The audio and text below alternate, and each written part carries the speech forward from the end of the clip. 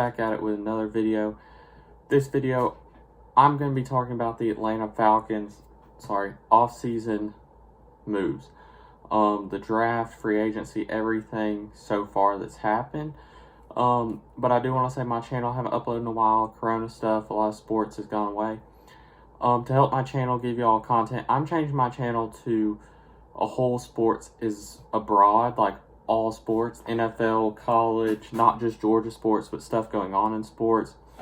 Hopefully to entertain you guys a little bit more. Move my seat back. I have my notebook here in case I look down. I have stats and everything for all the players. So I'm going to get into it. First off, I'm going to talk about Dante Fowler. Big pickup for the D-line. Put his stats on the screen. I'm going to do that for everybody. Dante Fowler last year on the Rams was a key pass rusher with Aaron Donald, which is what we need. We struggle in the pass rush game. I think last year we had 28 sacks as a team, which is terrible. And when I was doing my research, it was Donald and him, I think, combined for 31. They had more than our whole team with two guys on the Rams. Terrible D-line. We've had terrible D-line for a long time. We thought Vic Beasley would do it when he had that great year when we went to the Super Bowl.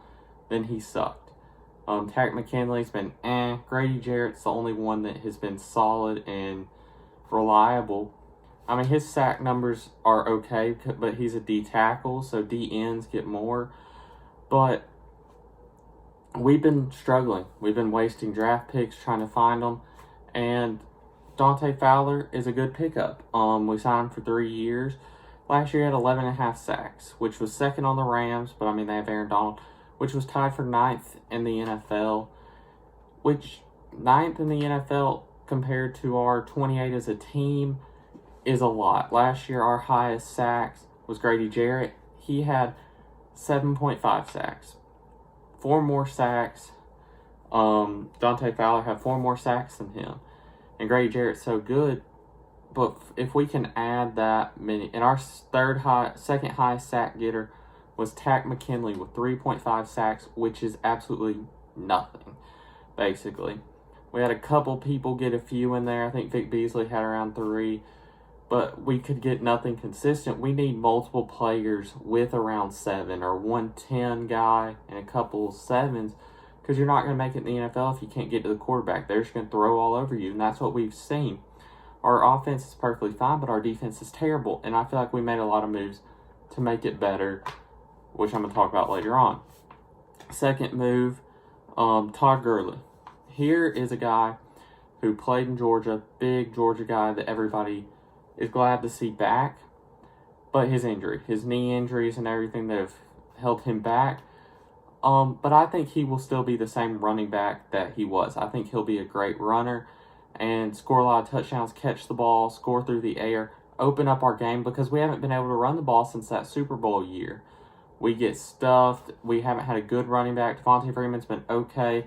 Tevin Coleman was really good. We got rid of him. Ito Smith was good. Injuries are what our running backs do. Like, a bunch of them got hurt last year. Devontae got hurt when he was here. So if he can stay healthy, I think this will be big news. Our offense is probably top 5 in the league if he's healthy. 2017, he had 1,300 yards, 13 touchdowns, which is a lot. That was when he was up in the MVP races. Top 5, top 3 running back in the league. 2018, he had 1,250 yards, 17 touchdowns. That's when he won Offensive Player of the Year. NFL MVP, he was up there. I think Tom Brady won it, and they went to the Super Bowl. Big part of that, but he got hurt in the playoffs, I think, and that held him back a lot. He didn't play good in the Super Bowl when he came back. He kind of struggled, but his season was amazing. If you can get those 2 years of Todd Gurley in Atlanta, you are set. Our offense is unstoppable. Then last year, he had 850 yards, his least amount of carries, and he had 12 touchdowns. So the touchdowns are still there, but he's not on the field as much. He's not getting the yards and the production that you would like to see. He caught it more last year, but the Rams, they struggled. Their year wasn't good, but it shows that if he can still show glimpses, if he can get up to 1,000 yards, that's a great season. 10 touchdowns, that's great. We haven't had running backs do that since we went to the Super Bowl. I think his health, I think he's going to have a chip on his shoulder to step up and play better. And I think he will. I think he is a great running back, still up there in the league. I would say top 10, and I think he's just going to push through and be fine. Third player I'm talking about, Hayden Hurst. We got rid of Austin Hooper. Austin Hooper, I think they paid too much. He is a top tight end in the league, top 3. But I don't know if I would have paid him as much as they paid him. And we're kind of low on money, it feels like.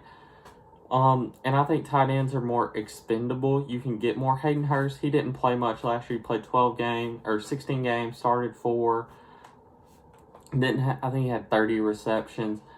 His stats weren't very good, but I think he fits in our system. He's a good blocking tight end because they run a lot in Baltimore with the option and everything. So I think coming here, it'll open up his game, get better. I've seen videos of him working out, trying to get better. He's ready to go. And I think this is like your shot because we get a bunch of tight ends who are good. The one we had before Hooper was good. Matt Ryan loves tight ends, so coming here, he'll get the ball more. He'll get to develop and get better. But we haven't seen enough of him playing to really know how he'll be. Then Deion Buchanan, I think he's a linebacker for Arizona last year in Tampa. He's a good pass rusher. He can tackle, which is what we need, but he's nobody really crazy that pops out. I think he'll be a good linebacker to help out with Deion Jones because we've been struggling with linebackers lately with who to get. Campbell's gone. We drafted some guys. Hopefully they can step in and be good. Now on to our draft. First off, AJ Terrell, we drafted 16th. I would have liked us to move up and draft the CJ Henderson or Okuda or whatever. I don't think we could get up that high, but CJ Henderson, that's who I wanted. Of course, being a sports fan in Atlanta, we didn't do it. AJ Terrell, people said he was going to get drafted later on, like 2nd round. Then people said the Raiders were going to draft him after us instead of CD Lamb, I think. So it's a lot of stuff that, or they drafted like Henry Ruggs, somebody like that. And so I don't know. Last year at Clemson, he had 2 interceptions, 3 pass breakups, and 34 tackles, which I don't know what the completion was on him. I did see stuff where his man defense is kind of weak, and we need players with coverage. Our cornerback core has been weak. Our safeties have been fine with KZ, Rico, and Keanu. I think Keanu needs to move to linebacker because KZ's so good out there getting picks, and Rico's good. But our cornerbacks always struggle. I don't know what to do. I don't know if this draft pick was good. We're going to find out. I personally didn't like it, but that's what happens. Our second draft pick was Marlon Davidson from Auburn, 47th pick. He had 6.5 sacks, 1 forced fumble, 48 tackles. This pick I like. We need a D tackle to go with Grady Jarrett, and 6.5 sacks is a good number. If we can get 5, and that's in, I think, 14 games in college. If we can get 16 games out of them in the NFL, I know it's a different game. If we can get 6 sacks, 6.5, those are big numbers that you want. 5 sacks. We will take those numbers for the production we've had the last couple of years, and we're hoping he can help with the pass rush that has been so terrible lately. And I think he will. He's the guy who said, I love football because you can repeatedly beat a dude and the cops won't come. Gotta love that mindset if you're going to play football, and it kind of brings an edge, I hope, to our D-line. Third pick was Matt Hennessy, a center from Temple. Not much about him. I think he's just a good blocker, and I think he's going to sit the bench behind Alex Mack and Mack teach him, because Mack's got a couple years. He's still the best center in the league, and he's getting older, though, so maybe we're teaching a young guy and go with the young offensive lineman like we drafted last year and go young. I wasn't really liking this pick in the 3rd round, but I can't do anything about it.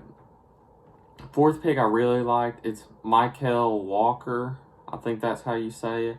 We drafted him 119th from Fresno State. He was a D lineman and he had a lot of tackles, I think. Or he was a D lineman, then he switched to linebacker, so he didn't have as many sacks. Because I looked at it, he had like 6 sacks the year before. And I think I have it down 2.5 this year. So, I mean, his stats were down, but he changed positions. He had 96 tackles last year, 1 forced fumble. Those are big numbers. I think this is a guy who will probably come in and start right away. And that's what we need. We need some pressure. I don't think many of our linebackers had sacks. Deion Jones didn't have a sack last year. We play a lot of coverage. If we can get somebody if our linebackers can get 2 sacks a game, that's great. But him playing coverage, that's what I want to see. Making tackles, that's what I want to see. And he looked from his highlights like he likes to hit and he likes to play really hard, really good football. I'm really excited for that pick. That is one that I was really excited about and I liked for a later pick. And then our last pick was Jalen Hawkins. We drafted him 134th, safety from Cal. Here are my thoughts on that. Safety, I don't like. Keanu Neal, I think that means he's going to move to linebacker. He's going to be gone. KZ is a great young guy. I think we have to keep him. I think that means Rico might be gone next year. Or at some point, maybe we move him to, say, a cornerback, because I think he did play corner. Hawkins did. Hopefully, we get more coverage. I don't know how he'll play into it. I don't think he'll make any impacts next year, but we have had injuries, so he might. He had 53 tackles last year. 2 sacks from safety. I like that. A hybrid type player. We like hard-hitting safeties. I think that's what we're getting. He had 3 interceptions last year, which is good. We need ball hawks. And the year before, in I think 2018, he had 6 interceptions.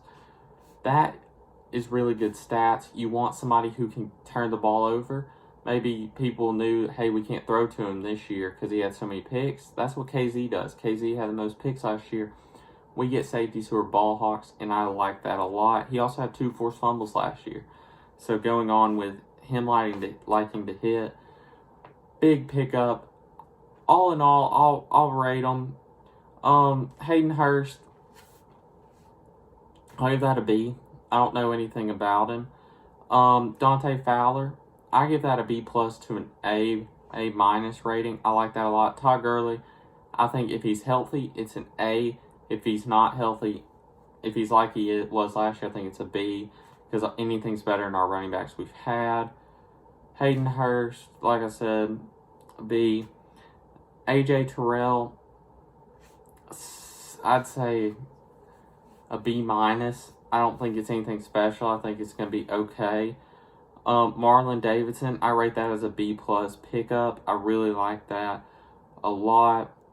I think he'll be good. Matt Hennessy, C plus. You didn't do anything bad, but I don't think you're going to do anything next year.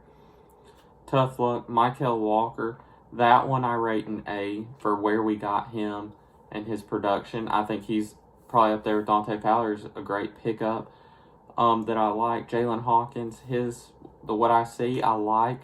I give him probably a B rating on our pickup. I don't think we made any crazy moves, but I think we made enough good moves to where if they play like they should, we're going to have an amazing year next year.